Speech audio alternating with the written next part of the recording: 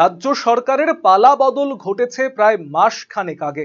এরই মধ্যে এবারে বিগত তৃণমূল পরিচালিত রাজ্য সরকারের বিরুদ্ধে বিস্ফোরক অভিযোগ আনলেন উত্তর দিনাজপুর জেলা ক্রীড়া সংস্থার সাধারণ সম্পাদক সুদীপ বিশ্বাস। শনিবার দুপুরে সাংবাদিক বৈঠক করে তৃণমূল সরকারের বিরুদ্ধে ক্ষোভ উগড়ে দেন তিনি। তার সাথে উপস্থিত ছিলেন ডিএস এর কোষাধ্যক্ষ Samir Basak, ground secretary Indrajit Saha, coaching secretary Niranjan Ghosh, football secretary Kamal Roy, cricket secretary Partha Chatterjee সহ অন্যান্যরা। সুদীপ বাবু জানিয়েছেন তারা 2009 সাল থেকে ডিএসএ পরিচালনা করছেন। 2011 সালে তৃণমূল সরকার ক্ষমতায় আসার পর জেলা ক্রীড়া সংস্থার ওপর নেমে আসে চরম সংকট। সরকারের পক্ষ থেকে কখনো ইচ্ছেমতো ডিএসএ এর বৈধ বোর্ড ভেঙে দেওয়া, কখনো ডিএসএ নির্বাচনে হস্তক্ষেপ করা হয়েছে।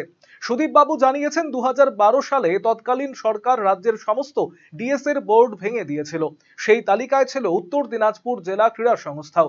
পরবর্তীতে উচ্চ আদালতের দ্বারস্থ হয়েছিলেন তারা। সেক্ষেত্রে রায় যায় ডিএসএ এর পক্ষেই। 2012 সালে তৎকালীন পশ্চিমবঙ্গ সরকার আমাদের রাজ্যের সমস্ত যে ডিএসএগুলো আছে সেই ডিএসএগুলোকে ভেঙে দেয়। তার পরিপ্রেক্ষিতে সমস্ত ডিএসএগুলোকে ভাঙবার পর 2012 সালে কলকাতাতে প্রেস ক্লাবে আমাদের সমস্ত ডিস্ট্রিক্ট স্পোর্টস অ্যাসোসিয়েশন একটা সম্মিলিত আমরা মিটিং করি 2012 সালে ভেঙে দেওয়ার পরে। কিন্তু দুর্ভাগ্যজনকভাবে কোনো ডিএসএই মানে আমাদের ওয়েস্ট বেঙ্গলের সেই সময়তে রাজ্য সরকারের এই যে অবৈধ আগ্রাসন, ক্রীড়ানীতি এবং ভেঙে দেওয়ার যে টেন্ডেন্সি একটা নির্বাচিত বডিকে, তার বিরুদ্ধে কোনো প্রতিবাদ করার সাহস অর্জন করতে পারিনি। কিন্তু আমরা ছিলাম নির্বাচিত বডি, আমরা নিয়মমাফিক চলি, সততার সঙ্গে চলি, নিষ্ঠার সঙ্গে চলি।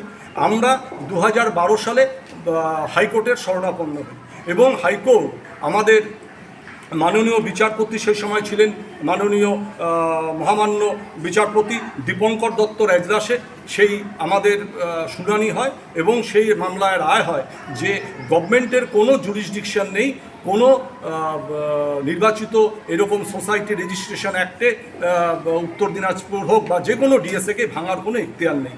এবং তারপরে আমরা আবার সসম্মানে আমরা আবার ডিএসএতে ফিরে আসি। সুদীপ বিশ্বাস বলেন, পরবর্তীতে 2016-17 সালে ডিএসএ নির্বাচনের সময় তৎকালীন সরকারের জেলা প্রশাসন তাতে হস্তক্ষেপ করে, নির্বাচনকে পুরোপুরি স্থগিত করে দেয়। সেক্ষেত্রেও আদালতের হস্তক্ষেপে সমস্যার সমাধান হয়েছিল। 2016-17 সালে যখন আমরা আবার আমাদের নির্বাচনের সময় আসে, যখন আমরা নির্বাচনে যেতে চাই, তখন সেই 2016-17 সালে বিগত সরকারের যে তৎকালীন জেলা প্রশাসন আবার আমাদের নির্বাচনে হস্তক্ষেপ করে 2016 সালে। আমরা বারবার প্রেয়ার দিই যে আমাদের নির্বাচনটা সুষ্ঠুভাবে আপনারা কন্ডাক্ট করে দিন, কিন্তু ওনারা বারবার সে নির্বাচনে হস্তক্ষেপ করে এবং আমাদের নির্বাচন ওনারা হেল্ড আপ করে দেন। বাধ্য হয়ে আমরা 2016-17 সালে আবার আমরা মহামান্য কলকাতা হাইকোর্টের শরণাপন্ন হই। আবার কলকাতা হাইকোর্ট মামলায় রায় দেয় যে উত্তর দিনাজপুর ডিএসএর ইলেকশন করতে হবে এবং নিয়মমাফিকভাবেই করতে হবে এবং এই অ্যাসোসিয়েশন সঠিক জায়গায় আছে। তারপরে আমাদের সেই নির্বাচন কিন্তু জেলা প্রশাসন করতে বাধ্য হয়। সুদীপ বাবু আরো জানিয়েছেন 2022-23 সালে একই পরিস্থিতির সম্মুখীন হতে হয়েছিল তাদেরকে। 2023 সালে ডিএস এর এক্সিকিউটিভ কমিটিও ভেঙে দেওয়া হয়েছিল। সেখানে অ্যাডহক কমিটি তৈরি করে তার মাথায় বসানো হয়েছিল তৃণমূলের পদাধিকারীদের।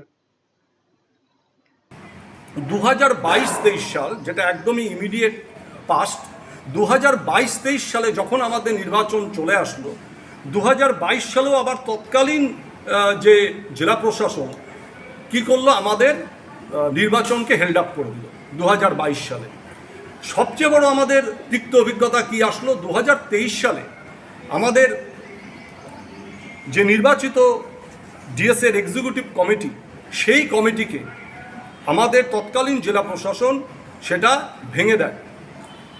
ভেঙে শুধু দেয় না, তার জায়গাতে একটা 7 জনের অ্যাডহক কমিটি ঘোষণা করে দেয় এবং 7 জনের অ্যাডহক কমিটি শুধু ঘোষণা করে না, সেই 7 জনের অ্যাডহক কমিটিকে পরিচালনা করবার জন্য একটা তৃণমূলের বিধায়কদের দিয়ে এবং তৃণমূলের বিভিন্ন স্তরের যারা পদাধিকারী আছে তাদের সেই অ্যাডভাইজারি কমিটিতে নিয়োগ করা হয়, যেই অ্যাডভাইজারি কমিটি সেই অ্যাডহক কমিটিকে পরিচালনা করবে। একইভাবে 2023 সালের 14 এপ্রিল সুদীপ বিশ্বাসকে বিনা কারণে উত্তর দিনাজপুর জেলা ক্রীড়া সংস্থার সাধারণ সম্পাদকের পদ থেকে 10 বছরের জন্য সাসপেন্ড করা হয়েছিল বলেও এদিন অভিযোগ তোলেন তিনি।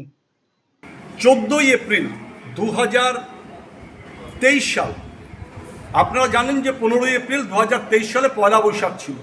এতটা নির্মম ছিল 2023 সালের 14 এপ্রিল হচ্ছে চৈত্র সংক্রান্তি, পরের দিন পয়লা বৈশাখ।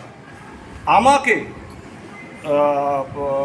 অকারণে কোনো বিনা অভিযোগে আমাকে 10 বছরের জন্য সাসপেন্ড করা হয় উত্তর দিনাজপুর ডিএসএ থেকে।